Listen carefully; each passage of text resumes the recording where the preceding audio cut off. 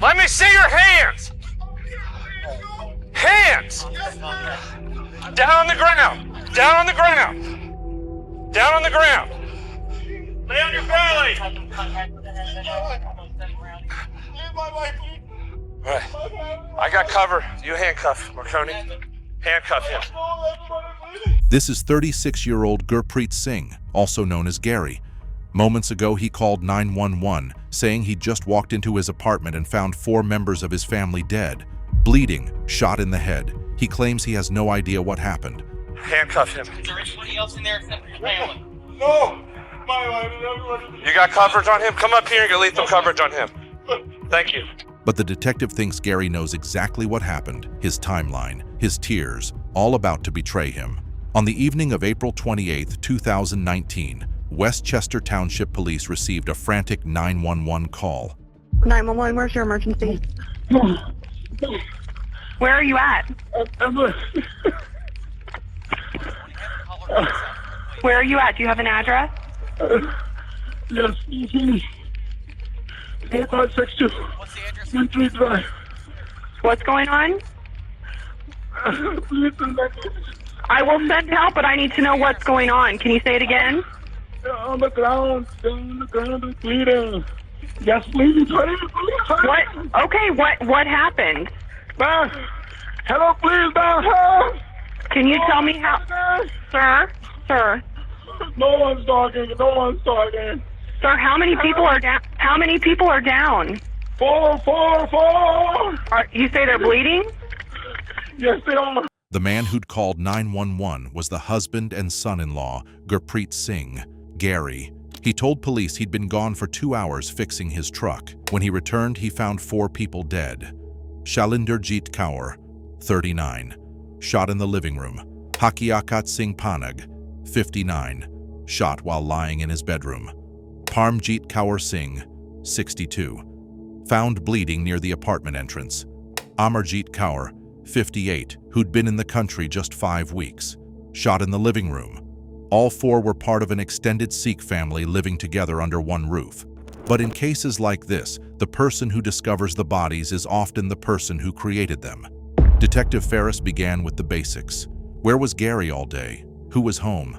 What time did things happen? Every answer would be measured against evidence Gary couldn't see. I'm totally okay. You please help my family. You were helping. I know you've been through a lot, man. We're gonna take our time, okay? Just deep breaths. Just relax. You take them to the hospital for 1 minute, maybe you save them. Okay. I give my blood. If you just need my blood. I understand. What's your first name? What's your name? So I want to. Sir, I gave my name maybe 4 or 5 Sure. But we're gonna have a conversation. I'm Randy. This is Andrew. My name is Gurpreet Singh. Okay. You go by Gary? Somebody told me to go by Gary. Yeah. Okay. I'm gonna call you Gary. Is that okay? Yeah, my company, my load people go by Gary. Okay. You a truck driver? Yes. Is what I've been told? Okay. Yes. Who do you drive for? I have my own authority. Oh, owner operator? Yeah. Okay. When's the last time you were out on the road? Last week. Last week.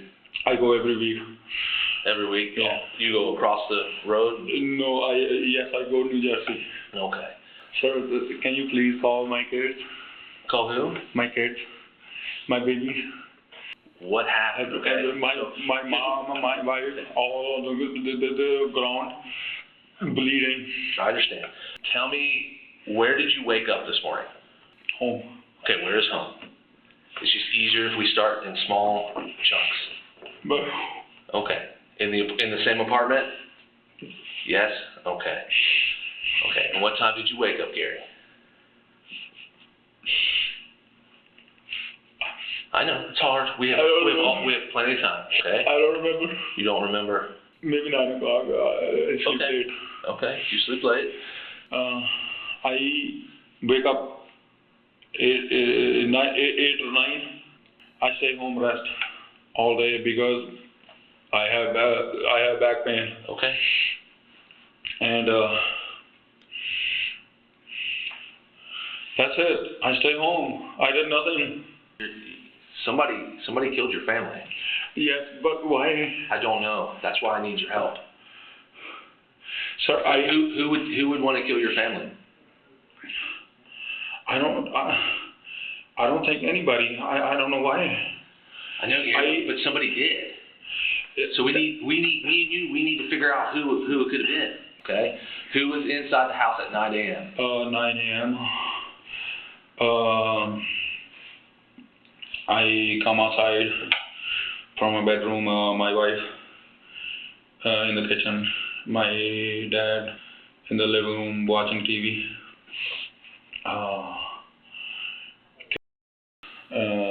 Sleeping. That's it. No one else. No women. No. Wife. Your wife. My wife. So 9 o'clock. Okay. All right. What time do you lay on the floor when your dad's watching TV? I come outside. Yeah, my dad watching news. Okay. I go in the living room and lay down. My back hurts. What time was that? Give me a time. It was right when I woke up. So 9 o'clock. Yes. What time did your wife get up out of bed? She was up. She's already up. Yeah, she get up early. Okay. What time do the kids get up? I remember. I think maybe 10 or 11 my kids get up. So because I remember my wife. 10 o'clock? 11 o'clock? Between 10 and 11. Because okay, so 10 to 11. Sometimes between 10 and 11 your kids wake up. Yes. Okay, you're laying on the floor. Yeah, I'm laying, and then I sit up, and then I lay down again because of my back. Okay, and your dad Yes. is watching TV, and he is watching the Indian elections. Yes. Okay. Yes. Okay. We spoke about Indian election. Okay. Me and my dad. What happens next? Does your dad leave for church? Or does your... No. Go ahead, I'm sorry. My dad, I remember my dad go inside again, his room. Okay. Get ready for church. Okay. My wife and kids. Okay. Yeah. Yes. Okay, then what happens? At what time does the next person either show up or leave? Then my mom and back from work. From work? Yes. Okay, and what time is that? Around noon. I don't remember exactly, but I'm sure it has to be around noon. Okay, noon. Okay. I would say yes. Okay. Your dad's still at church?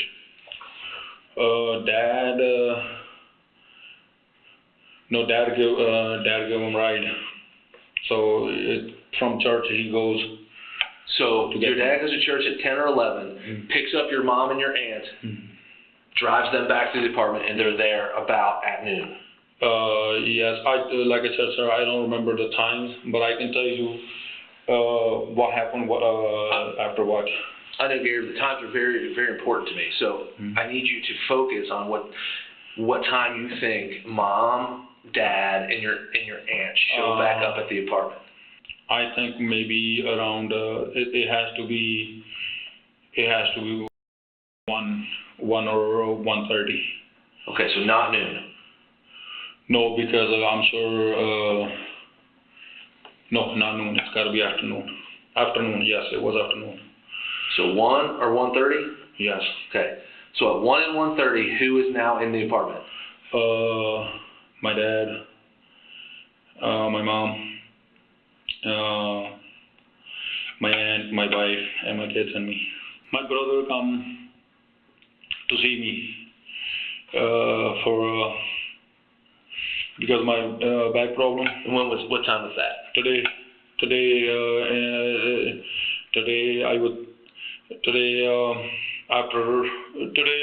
afternoon. Okay. Yes, afternoon. Okay, so afternoon, so sometime. Yeah, he come and he give me a bag exercise. He pushed my legs. Okay. He's in therapy, kind of. He go to gym. He go to gym a lot, so he know how to fix this. So he did some stretches and. Yes. Okay. And that was sometime after noon-ish? Afternoon, yes. Okay. And then I feel better. Okay. And he go. No, he leave. He leave and oh yes, my kids go to dance practice. You took your kids to dance practice? No. My kids go. Not me. My kids and my wife. Your wife took them? Okay. Yes. And where's... Gary's timeline had gaps, vague answers about time, specific details about his back pain and brother's visit. That pattern would become important. The question isn't what happened. The physical evidence will answer that. The question is whether Gary's timeline can survive GPS data he doesn't know exists. Who would do this, Gary? Sir, I don't... Help me. As soon as I know any clue, you will be the first person to know, because I'm so mad. Okay. How was your relationship with your folks? With your mom? Just fine. Good? Yes. We lived together since I got here in USA, and no problem whatsoever. Okay. Yes. Did you guys ever argue or fight more than normal? Not at all. Not even normal argument. Not at all. I don't remember every single day of my life, but I know there was never anything you can get into argument category. Okay. Because if anything ever even happens or happened, I would just walk outside. I won't argue with them. Okay. They're my mom and dad. Yeah. What about your wife? How's your relationship with her? Fine. We have 3 kids. How long have you been married? 2002. 2002? Yes, long time. Have you ever separated for any reason? No, never. Always together. She is a really good mom. She told me that she wanted to work. I said, no, you stay home. I make money. You stay home, you take care of kids and family. You don't go to work. And she had no problem with kids or anybody else. Okay. Everything, how's your business going? Good? You making money? Yeah. Good. Okay, who are you running for? Obviously you're running for yourself, but yes. Where are you picking up mostly? I pick up from several broker companies. Okay. I pick up from TQL. TQL is my main broker company. I get a lot of work from them. Okay. I pick up from I can give you all the list. Okay. I understand. Yeah, I pick up from HE Logistics. I pick up from C.H. Robinson, CA. I don't know, maybe like 20 different companies. You what's the longest you're gone? For on a trip, truck trip. I leave. Let's say I leave today. Then I am there tonight in New Jersey. Then I deliver in the morning, pick up next load, come back. It really depends on which load I get, but I am back every weekend. So you're gone for 5 days normally? No, I come home between. Okay. Sometimes when load allows me, I come home. Maybe sometimes I would say once in 2-3 months I'm gone for 5 days, but I'm absolutely home every weekend. Okay. With my kids.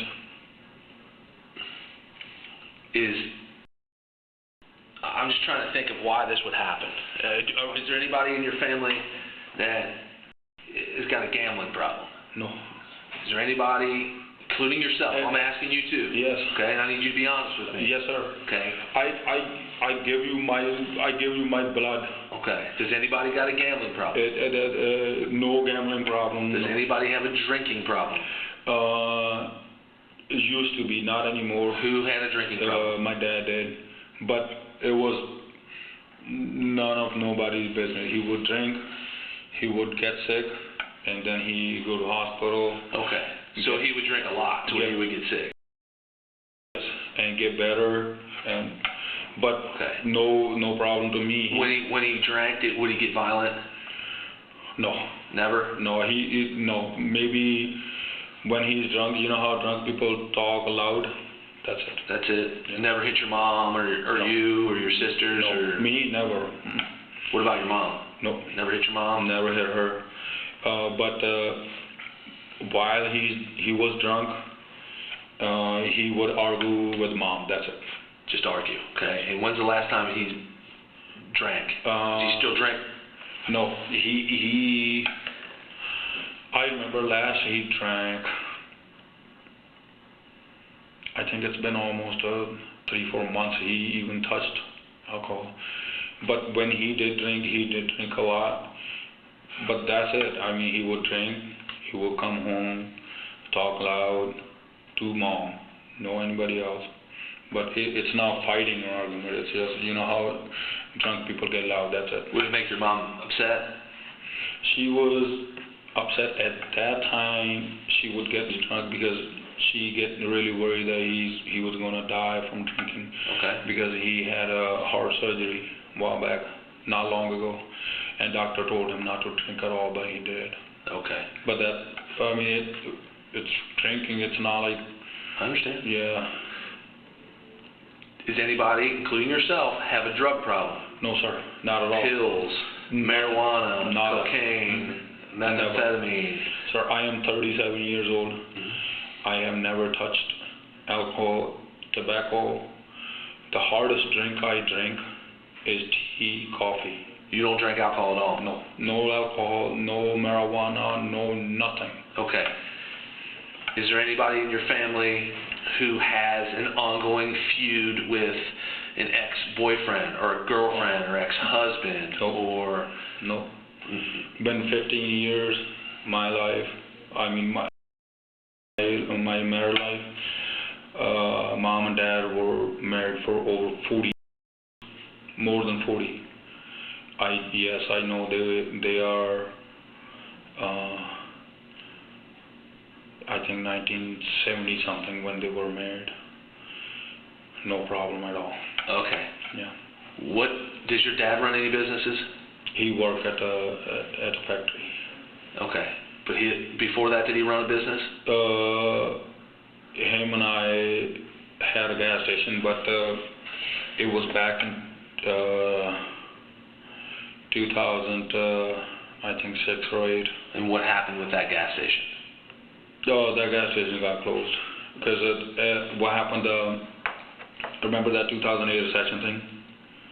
That's when it went away. Did you guys owe anybody money? No. From that gas station? No. No. My dad did, but it was all paid back. Your dad did owe somebody money? Yes, but I know he paid it back. I know, because he sold his land in India. Okay. Who did he owe money to? A friend of his. Do you remember his name? Oh yes, he's a really good family friend.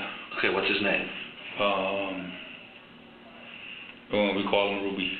Okay, what's his real name? You don't know his real name? Sorry, I don't. I wish I did. How much money did your dad owe him? He never told me. But I know, because I am friend with Ruby too.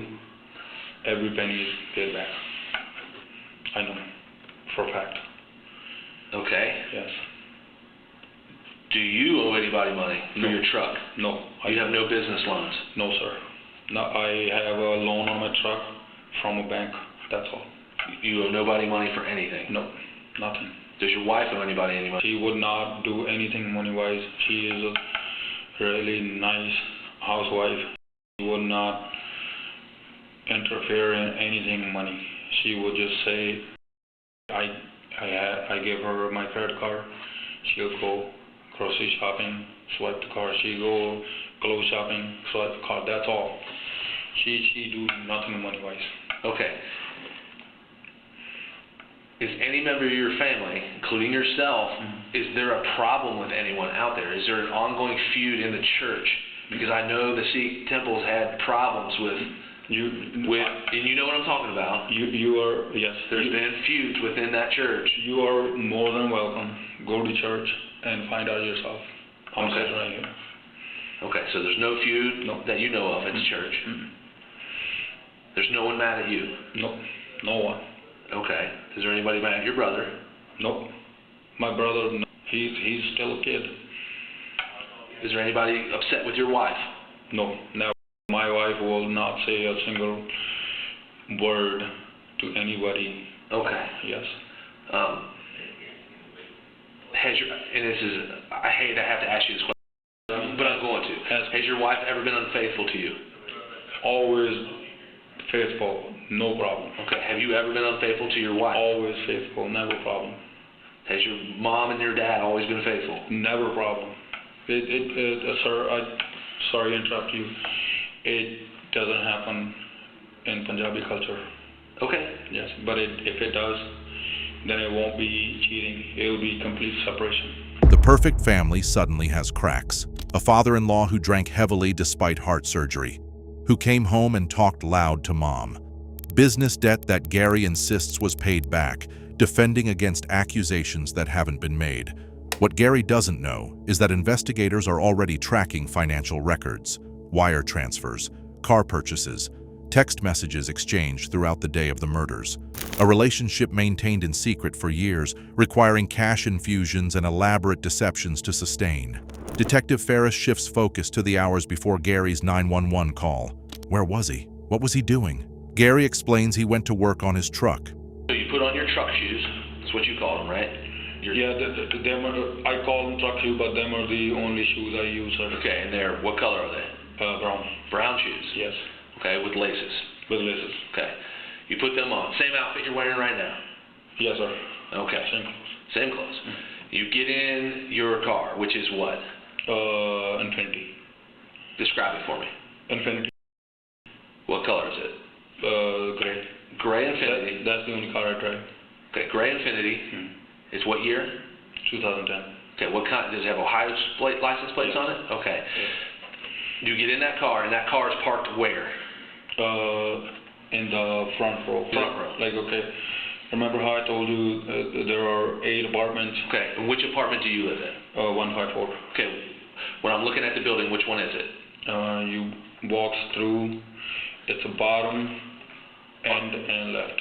Bottom left. Bottom left, but second, not first, but second. Okay, so in the back left on the bottom. Back left, bottom, yeah. Back left, bottom. Okay, so you get in your car, and you drive to your truck, which is parked at Sugar Creek Packing, okay? What are you trying to fix on your truck? The lights on the trailer. Okay. The rear lights, the side lights? The rear lights. Okay.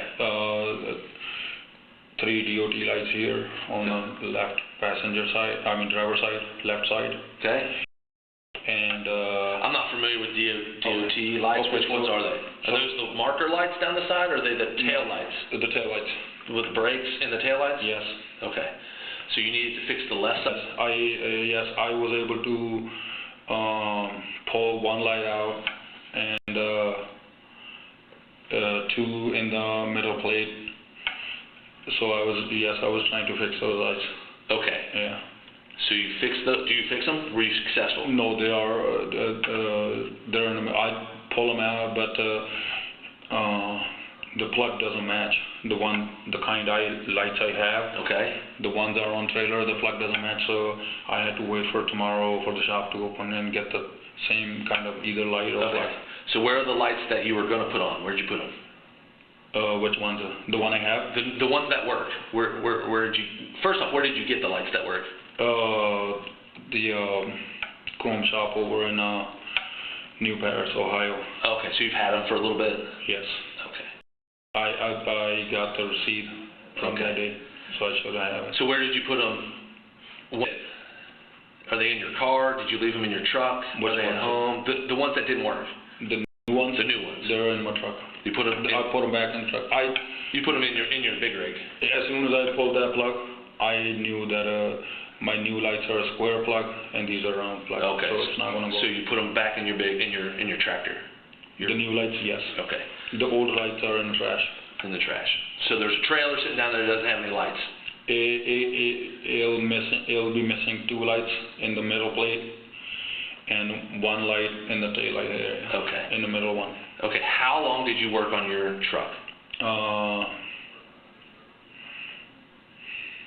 I don't know, because I was just so kind of into the lights, I didn't see the time, and when it got dark, when I couldn't see, I even tried to do it with a flashlight, but it didn't work out. I saw that these lights are not going to work, and then I didn't pull any more lights because it's better to have something in that hole than just exposing that hole. I understand. So you work on your truck a lot, right? You're the owner-operator. Yes. Okay. I do most of my repair. So how long were you there working on it? You should know how long you were working on your truck. Like I said, I was still on the phone with my uncle when I pulled up, and I worked from then until dark. Okay. But I don't exactly know how much longer, sir. All right. And what is your uncle's name? Malkeet. Is that what will show up in your phone when we see the phone call? It'll show Chacha G. Chacha G? Chacha G, CT. CT means Connecticut because we call Chacha G to our uncle. Okay, Chacha G. CT. CD. Yes. CT. Connecticut. CT, Connecticut. Yes. Okay, so that's in your phone. Okay. And you were talking to him when you pulled in. Yes. And you worked on your truck. Yes. But you don't remember how long you were there. No. Like I said, I was there from then until I couldn't see anymore. Okay. Then you got in your car. Yes. Same car. Yes. And you drove where? I drove home, but I put $20 gas in my car. At the UDF. Yes. Port Union. Yes. Do you remember which pump you were on? Exactly. Yes. I pulled up from 747, and I was in the middle row. The middle row? Yes. Okay. Was your gas tank on the passenger or driver's side? On passenger side. So you were facing 747? Yeah. No, the store. Okay. Because I pulled up and went in. I gotcha. Yes. So you're facing the store in the middle lane on the left side of the pumps? Yes. With your passenger side facing the pump? Facing the pump, yes. Okay. You put $20 in the gas? Around $20. Okay. And you have the receipt on you? I didn't get the receipt, but I did paper on my credit card. Oh, with your credit card? Yes. Okay. And then you got back in your car? Yes. And you drove Port Union, turned right on 747, right? Yes. Straight home. Straight home? Yes. Okay. And where did you park your car? Right in the front row. Right by the grass. Okay. Facing the building? No. Away the building, because the facing the building won't give you many options, since there is an entrance and 2 handicap parkings. Right. So that side is mostly. So you were parked in the grass area that faces is there a lake there? Is what there? Is there a pond right there, or a lake? What body of water? No. Or are you facing away? Like, if this is your building, right? I'm facing this. Okay. And I'm facing. Right. If this is your building, I'm gonna draw on the back side of this. Okay. This is your building, right? Yes. Okay. Mhm. Right? Yes, sir. Okay, this is the walkway. Mhm. Okay, we're just looking at the bottom floor, okay? Right? That's my apartment right here. Right? In this corner. And this is your apartment right here, correct? Yes. Alright? And there's some grass here, right? No, there, yes. And then there's a parking lot, Yes, there. right? Yeah. There's a parking lot, okay? And the parking spots go something like this. Yeah, there are You gotta spots. excuse my drawing, it's not No, the best. Okay, where did you park your car? Okay, so this is the row close to the building, and then here's more parking, Okay. and there are spots here. Across? Yes. Okay, So I was parked in these guys, you parked here. in these. Facing in, you didn't back in? No, So, guesstimate, was it way over here, was it way over here? Was it somewhere in the middle? somewhere in the middle, and Kind of lights where you think, that generally speaking, this is the driveway here, or this is the walkway? I don't remember exactly, sir, but I know it was not on the side. It was somewhere Somewhere in the front. Somewhere, somewhere in here, and here's the grass. More grass right here. Okay. Yes. Okay. So then, once you park, you get out of your car. Yeah. Do you remember what time it is at this point? No, I didn't look at the time. Okay. So you're walking in your truck shoes, right? Yes. Okay. And then what? Tell me what happens. I walk in and I see the door open, which is when we cook around that time, they open, and I see first I see my mom here, and I thought my mom fell because as soon as she was bleeding, and it happened like in seconds. Then I see my wife, and then I see my aunt, and I just try to talk to them, but they won't talk. And then I go see in the room my dad on the bed, and then I call 911. Okay. Did you call your brother at any point? No, You didn't talk to him? I didn't even remember anything that time. Okay, so you called 911. Yes. Do you remember what you told them?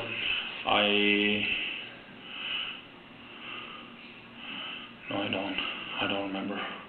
Okay. I don't remember. When did your shoes come off? Right when I was trying to go to everyone, like go to him, go to her, go to him, go to her, go to him. And your shoes fell off? Yeah. Okay. When you called 911, Yes. which door did you go out of? I called from inside, Okay. and then I went outside from my front door Okay. and called neighbor's door. No one. You knocked on the neighbor's doors? Yes, all three. All three neighbors' No doors? one. On the No bottom? one came outside. Okay. Did you ever go out the glass window? The glass sliding door? No. Did you come in it or go out of it at any point before the police came? No, I went outside to the neighbors. I came in, and then I thought I'd give them water. They might need water. So I tried to give water to my wife and my mom. They won't take. And then I go to my aunt and shake her. Okay. She don't speak. And then my dad, I shake him. Right. Did you see their injuries? I just see they were Okay. Did you know where they were bleeding from? in the head area. In the head? Yeah. All of them? All of them, yes. Okay. Because yeah, all of them. Okay. And then what did you do? Once you called 911, you were talking to the operator. Yes. Where did you go from there? So you went outside and knocked on the doors, and then you ran back inside? Yes. All that time, when I was calling 911, I was trying to go everyone and see if one of those will talk and tell me what happened. Okay. Did you run outside on the patio by the glass door at any time? No. Did you knock on any glass doors? No, I don't know. Just the three other green doors on the first floor? Yes, my neighbors. On the first floor, you can go up the steps? Yes. No steps, only the ground floor. And nobody answered? Nobody answered. Nobody. I could hear someone like inside her apartment. Okay. No one will come out. Did you see anything laying in the apartment? Was there any, was there a knife? Was there a gun laying there? Was there any bullets? Or was there any shell casings? Did you see anything like that? No, I don't see anything. I was blind, deaf. Gary remembers which gas pump he used, remembers 3 specific DOT lights on the driver's side, but can't remember how long he worked or what time anything happened. He explains why the door was open before being asked. He tried to give water to people shot in the head, creating perfect explanation for why his DNA would be on the victims. You don't own any guns. I'm not accusing you of anything, but you don't own any guns, do you? Yes, I do. You do? What do you own? It's a Beretta. Beretta? What kind of Beretta? I can give it to you. Where is it? At home. It's in your house? Yes. Okay, where is it at in your house? You go in the closet. You go into my bedroom all the way. Okay. Go to the closet. It's in the closet in the corner. In the closet, in the corner, box, or is it just sitting there? It's in a box. Okay, it's in a box. It's a small bag. And it's in a box, and the box is in a bag. Okay, where did you buy the gun from? I bought it from. He's a family friend. So how long ago? How long have you had the gun? A few years. I would say 3-4 years. How often do you shoot it? Not often. Not often. Matter of fact, it's been. Yeah, not often. It's right there. I know. How many? When's the last time you shot it? I don't remember. You don't remember? It's been that long. So has it been a year? Yes, I would say so. And where did you shoot it last? Do you remember? That was the what's it called? Target World. Target World? Yes. That's the last time you shot it was Target World. Yeah. And matter of fact, it's how you say that, like it's in the box and. Okay. Yeah. So what caliber is it? 9. 9 millimeter? 9 millimeter, yes. Okay. Is that the only gun you've ever owned? Yes. You never bought any other guns? You never traded one here, traded one there? Because I do that. Like, I'll get a gun, I'm like, oh, this one. Yeah, but after I bought that, I was like, why are you even spend money on this? Oh, okay. Did you have different guns before that gun? I mean, that one, no, only this gun, but why did I even want that? Oh, you didn't need it, is what you're saying. So you've only bought one gun in your entire life, and you don't even really need it. That's what you're saying. Yeah. Okay. That being said, okay, here's what I need to do. Okay, since you were in a scene where somebody was shot, okay, multiple people were shot and killed. Okay, I need your. Did you say they were shot? Yeah. Yeah. I mean, that's what we believe at this point. Okay, who would do that? But no one told me that. I'm telling you right now. They were shot? That's what we believe. I don't know that 100%, but that's what we believe at this point. Did someone go that bad?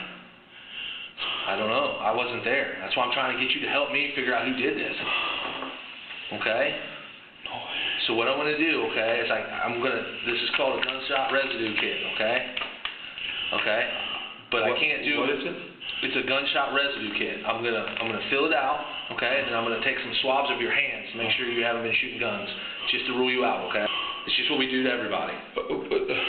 Okay? Okay, but someone shot them? Yeah, that's what we think. Yes. Okay. This is supposedly the moment Gary learns his family was murdered with bullets, but his hands don't shake, voice doesn't crack.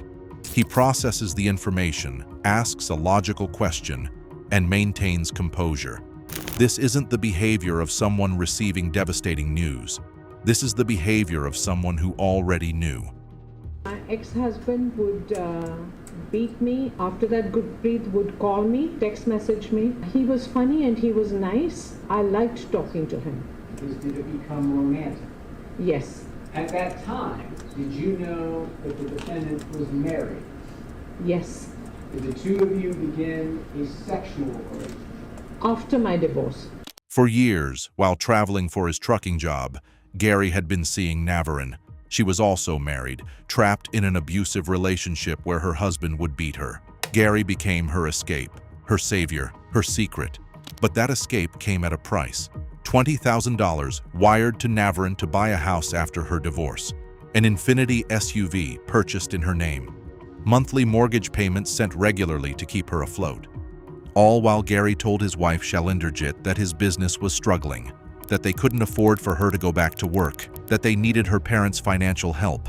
However, in March 2019, just 6 weeks before the murders, Shalinderjeet opened a bank statement that had been delivered to the apartment.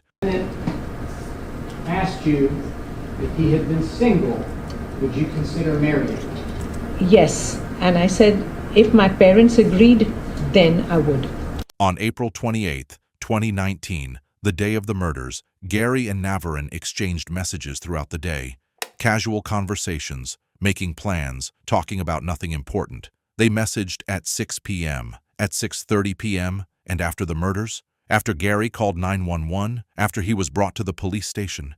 He never told Navarin what happened, never mentioned that his wife was dead, never asked for emotional support from the woman he'd spent years with, given thousands of dollars to, claimed to love.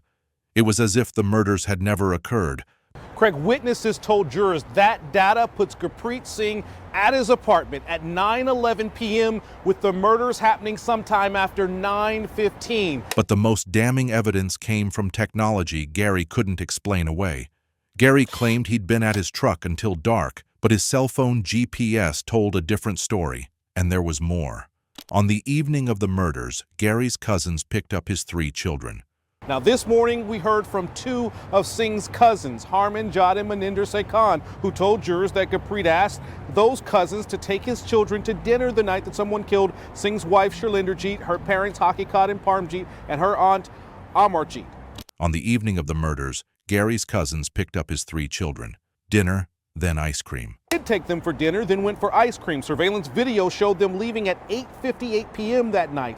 But forensic analysis revealed the murders actually occurred after 9:15 p.m., after the children left with his cousins. And at 9:42 p.m., 27 minutes after the murders, Gary called 911, claiming he'd just come home and found them. The timeline Gary spent hours constructing in the interrogation room collapsed against GPS coordinates that couldn't be adjusted, reinterpreted, or explained away. He wasn't where he said he was, and the place he actually was became the location where 4 people died.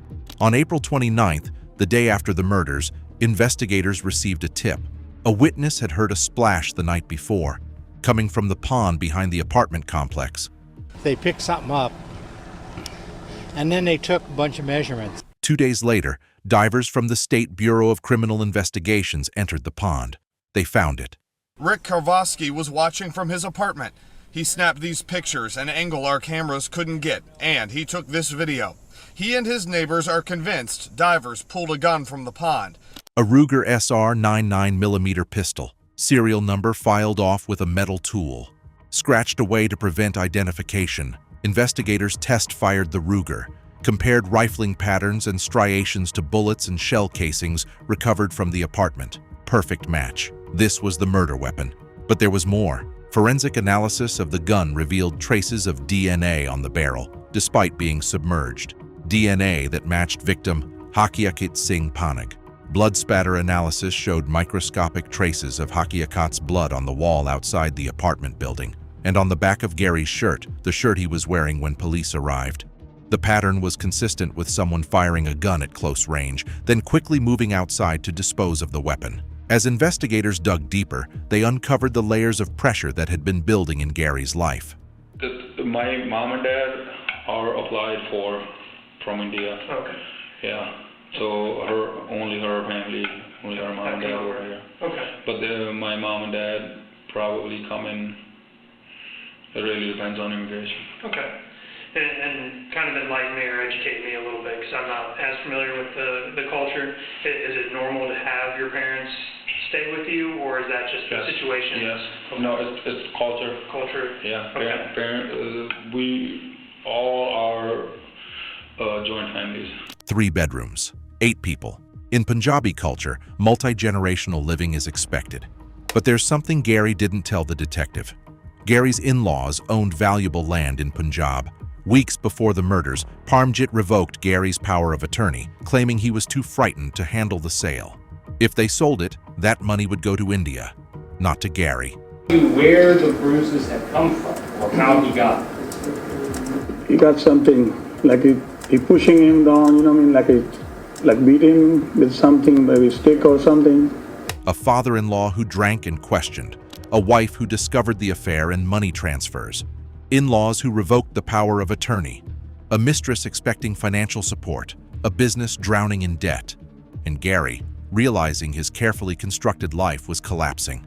Everything Gary said before Miranda, all timeline inconsistencies, contradictions, vague answers, was admissible evidence. The trap had already sprung. The friendly detective is gone. This is law enforcement. Gary is not free to go. He's being detained while they obtain a search warrant. For the next several hours, Gary sat detained in that room, unable to leave but not formally charged, waiting while detectives obtained a search warrant, and while Gary waited, the evidence against him was mounting. Being treated like I'm the criminal. No, absolutely not. So a lot of times when... I understand, sir. Thank you. Well, I don't want to be rude, but... You're not being rude. A lot of times when things happen, even if in the most easiest situations, if someone gets darkened into, let's say, and we discover evidence in the car, we don't know who the evidence belongs to. So a lot of times we have to take fingerprints from the car owner just so we know what's going on there. I mean, obviously it's your apartment. We're gonna find your DNA and stuff in there because that makes sense. No, it's not. They're more than welcome. I even asked them if I could go with your officer for 5 minutes, see my kids, and come right back to the office. Yeah. You wouldn't even allow me. Yeah. But that's fine. It's more rapidly we can get that thing things get taken care of, we can get taken care of. Yes, sir. 4 people are dead in Gary's apartment, shot in the head, lying in pools of blood. And what does Gary focus on? Being treated like a criminal, wanting to see his kids for 5 minutes before returning to the station, negotiating timelines as if this were a scheduling inconvenience rather than the annihilation of his family. Someone in genuine shock wouldn't be negotiating timelines. They'd be demanding answers, demanding police find the killer. But Gary's focused on his own comfort, his own rights, his own schedule. This is the behavior of someone managing a performance, not living through trauma. More than 7 hours after Gary called 911, a judge signed a search warrant authorizing the collection of evidence from Gary's body. All right, Gary, we have that search warrant. You can go ahead and read it.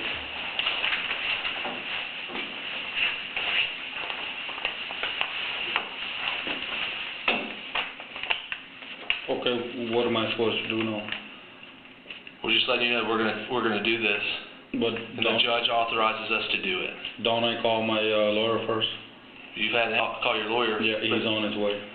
We're still gonna serve the search warrant. Okay. But I gotta wait for him, right? You can, yeah. Doesn't he? No, you're not gonna wait for this. We're gonna do this now. All right, do it. What you say? Do it. Okay.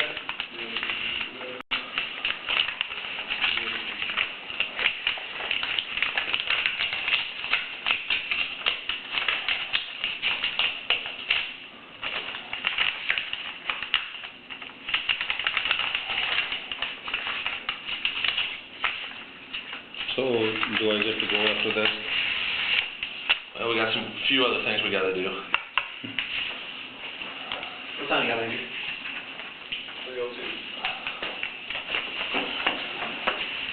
Go ahead and read that. That will explain to you what we're gonna do. Okay?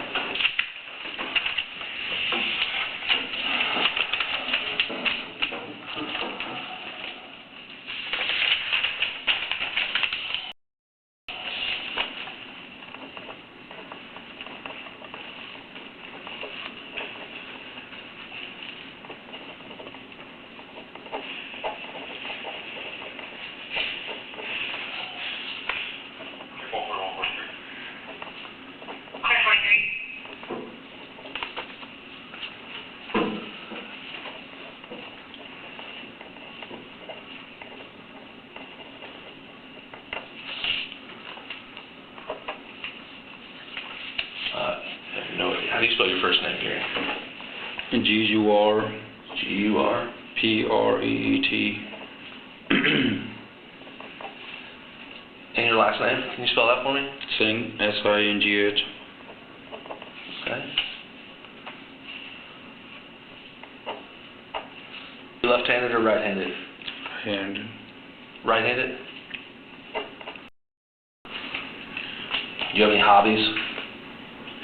No. You're a truck driver, correct? Do you have any other occupations? No.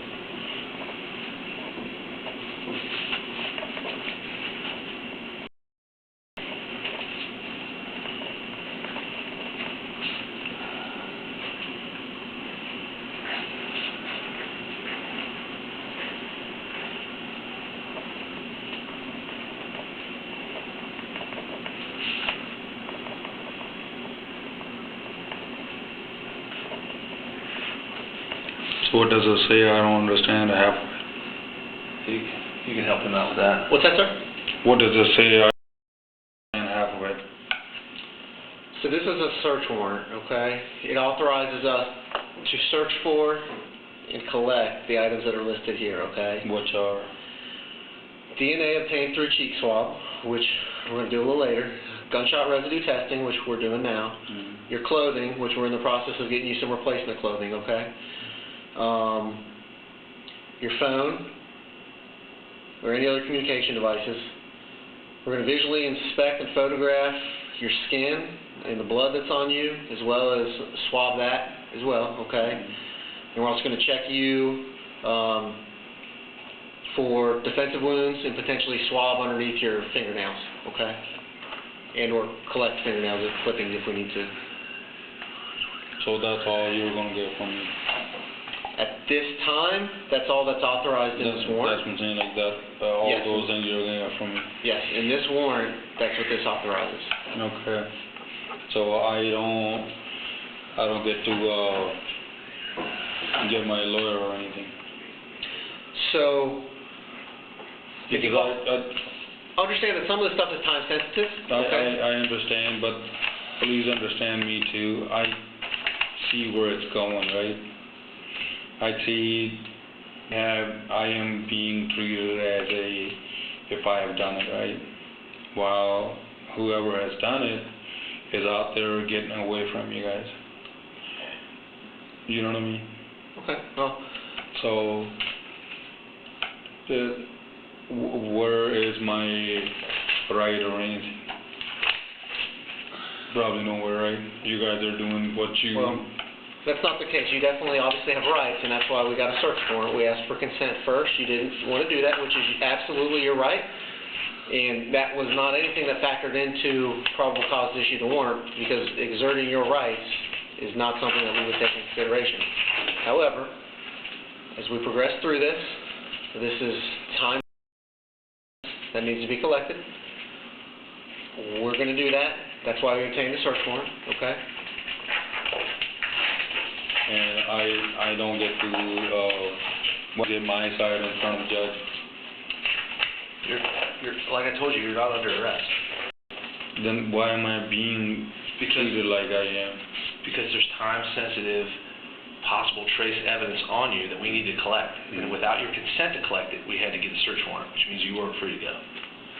Okay? So am I free to go? Not right now, not until we're done. When? When we're done issuing everything in that search warrant. Okay. So I give you all this and then I go home. At this point, yeah. Mm-hmm. So we're at this point. What do you mean by at this point? I don't understand. The information to the best of my knowledge right now, we're going to serve this search warrant. Okay. Okay? That's what I have. After that, I'll have to talk to my bosses. Okay? Mm-hmm. All right. Now I gotta use the bathroom real quick. Well, we have to do this first. Yeah, can't do that. See, I just wanted to do this, see how you react, because you're thinking that I'm just gonna wash my hands away, right? I need your right hand. There it is. Gary just revealed his own consciousness of guilt. He knows why detectives won't let him wash his hands. He knows about gunshot residue. He knows it can be washed away, and he's testing them, seeing if they'll let him destroy evidence.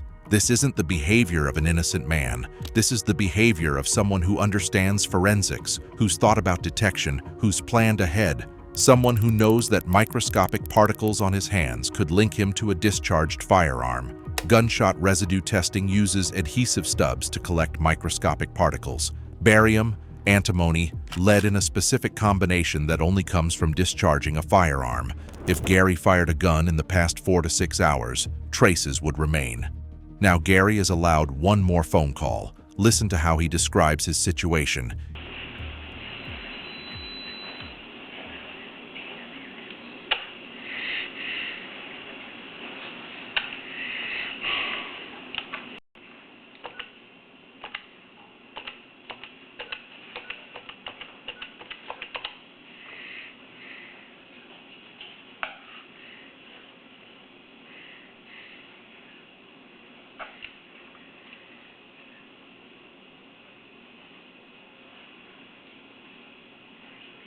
Hello ਚਾਚਾ ਸਤਿ ਸ਼੍ਰੀ ਅਕਾਲ ਜੀ ਚਾਚਾ ਜੀ ਮੈਂ ਨਾ ਇੱਥੇ ਪੀਡੀ ਦੇ police department ਦੇ ਫੋਨ ਤੋਂ ਬੋਲਦਾ ਜੀ ਮੈਂ ਤੁਹਾਡੇ ਨਾਲ ਜ਼ਿਆਦਾ ਗੱਲ ਨਹੀਂ ਕਰ ਸਕਦਾ ਤੁਸੀਂ ਪਲੀਜ਼ ਤੋਂ ਰੂਬੀ ਦਾ ਨੰਬਰ ਲੈ ਕੇ ਰੱਖਿਓ ਮੈਂ ਕਾਲ ਬੈਕ ਕਰਦਾ ਤੁਹਾਨੂੰ ਤੇ ਮੈਂ ਨੰਬਰ ਲੈਣਾ ਉਹ ਤੋਂ ਲੈਣਾ ਰੂਬੀ ਦਾ ਨੰਬਰ ਮੇਰੇ ਮੂੰਹ 'ਚ ਮੈਨੂੰ ਯਾਦ ਨਹੀਂ ਹੈਗਾ ਜੀ ਮੇਰੇ ਕੋਲ ਫੋਨ ਨਹੀਂ ਮੇਰਾ ਹਾਂਜੀ ਪਰ ਟੈਨਸ਼ਨ ਵਾਲੀ ਕੋਈ ਗੱਲ ਨਹੀਂ ਹੈਗੀ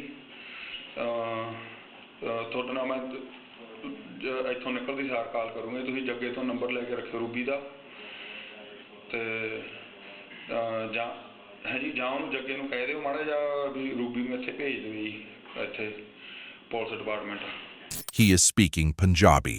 Gary's complaining about his treatment at the police station. He's worried about getting a lawyer. He's making plans, taking care of logistics. What he's not doing is grieving, not crying about his wife, not asking whoever he's talking to if they've heard anything about who killed his family, not warning them to be careful, because Gary already knows who killed his family, and he knows that person is no longer a threat. The person who killed 4 members of Gary's family is sitting in that interrogation room, calling for a lawyer, preparing his defense. Every piece of evidence points to the same conclusion. Gary didn't discover the bodies. Gary created them. Come! Walk in! Walk in! Walk in! Walk in! That is the moment you just saw there of police arresting Gurpreet Singh earlier this month. You can see he was outside what looks like a Walmart when police converged on him and got him on the ground. On July 2nd, 2019, Westchester police arrested Gurpreet Singh. 4 counts of aggravated murder with firearm specifications. We knew that call was placed at 9:40. The car was parked in the parking spot outside of his apartment at 9:09 p.m.